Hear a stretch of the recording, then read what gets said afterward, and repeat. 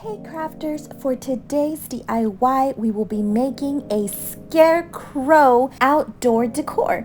And this DIY is part of the collab Farmhouse Halloween Decor Challenge. If this is your first time here and you like staying on a budget and DIYs, this channel is for you.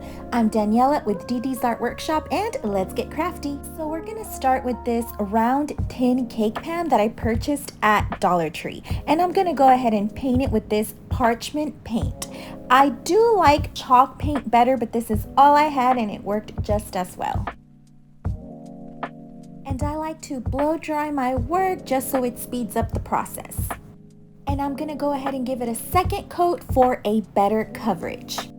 Now with this folk art color in Pueblo, I'm gonna paint my scarecrow's nose, and it's just a little triangle shape, nothing fancy, nothing too hard. And with this holiday red, I'm gonna paint my scarecrow's cheeks with this Dollar Tree round sponge. And I loved this sponge because it's circular and it just is so much easier to get the paint on in a round shape.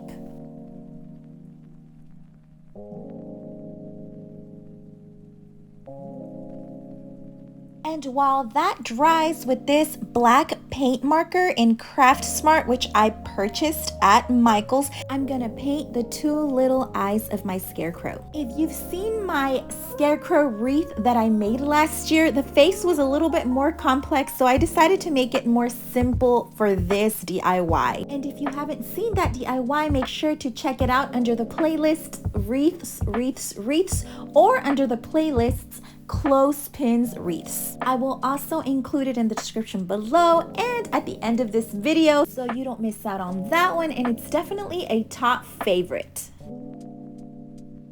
Now to seal my work, I've seen people use the Mod Podge clear acrylic sealer, but I didn't have it for this DIY. So all I'm doing is I am sealing it with just regular Mod Podge, and I have found that this works very, very great. That way the paint doesn't come off.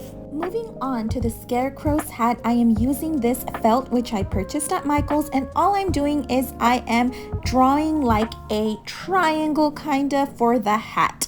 And I'm kind of just estimating the size, so I'm gonna go ahead and just cut it. I'm gonna be making two of these exact shapes.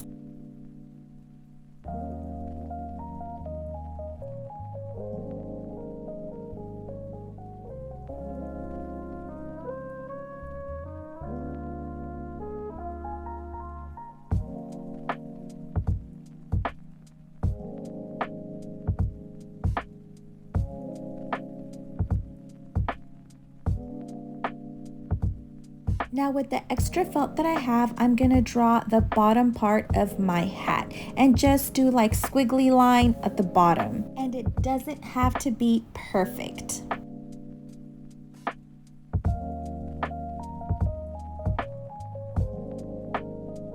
I'm gonna trace that same bottom piece to make a second, and this is gonna be the back of the hat.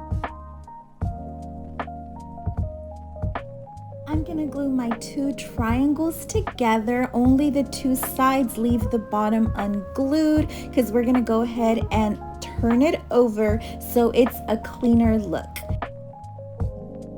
Once that's done, I can go ahead and glue those two pieces we cut out earlier, and I'm just gonna glue one at the front and one at the back.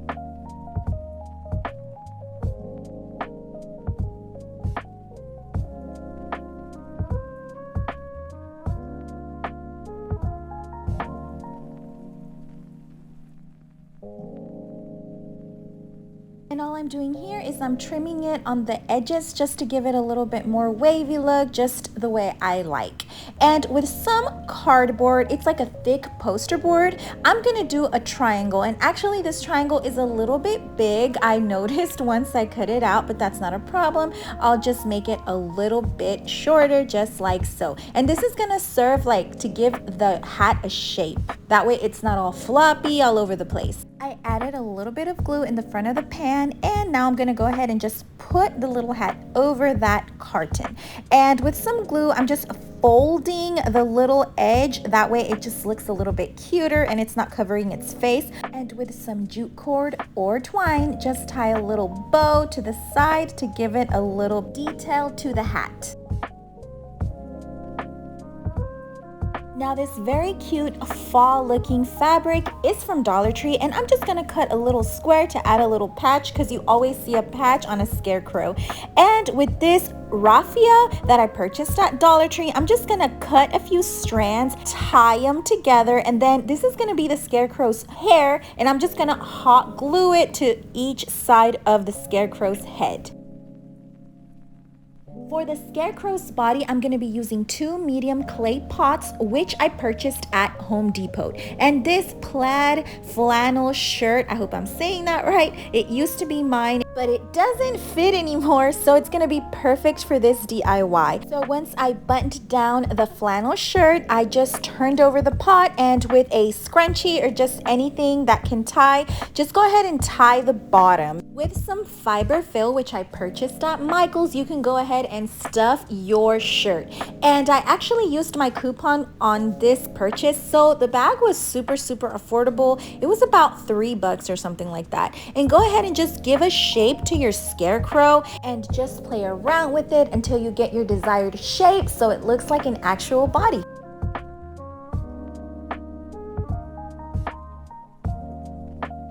Now with the same raffia we used earlier, we're gonna use it again and get a few strands again. And this is gonna be the scarecrow's hands and feet. So all I'm doing is the same thing I did earlier. I'm tying a few bunches, and I'm just gonna go ahead and stick it to the side of the hand. You can hot glue this, that way it doesn't come off for extra security, or you can just leave it just like so. Just go ahead and just stick it in there and it should stay.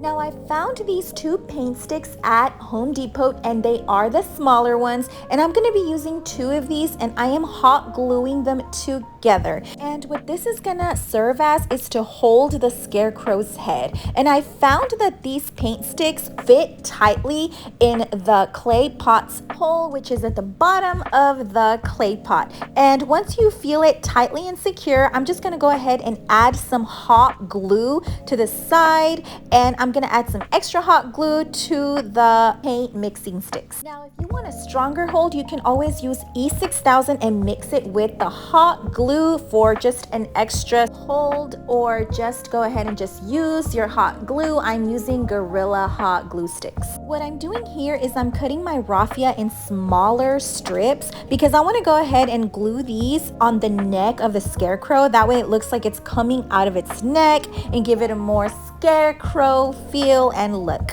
Now for the bottom part of the scarecrow, I had these old jeans that don't fit. They're a size 5 and I don't wear that size anymore.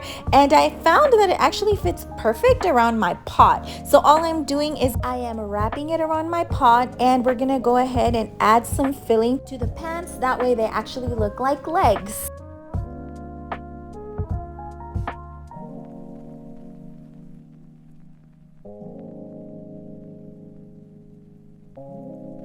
And notice that I did fold the pants from the bottom, that way they weren't crazy long, and that way the legs look proportionate to the body. Now once again, with the raffia, we're gonna go ahead and tie a little bunch together, and this is gonna be the scarecrow's feet. And you can go ahead and glue these as well to the bottom or just stick them in. It's just up to you. Now around the scarecrow's waist, I just wrapped a thick jute cord so it looks like a belt. And as you can see, I didn't glue my 2 pots together, but if you feel safer to do so, go ahead and glue them together. You guys, and I am loving the final outcome of this adorable scarecrow. I had seen several ideas online and I mixed all of them together, and I'm loving the outcome. Let me know what you think in the comments below. Make sure to like, subscribe, and turn on your notification bell for more DIYs. And of course, check out the makers and playlist in the description below. This DIY reminded me of Genesis 8:22. As long as the earth endures, seed time and harvest, cold and heat, summer and winter, day and night will never cease. Don't forget to spread love, kindness, and stay crafty.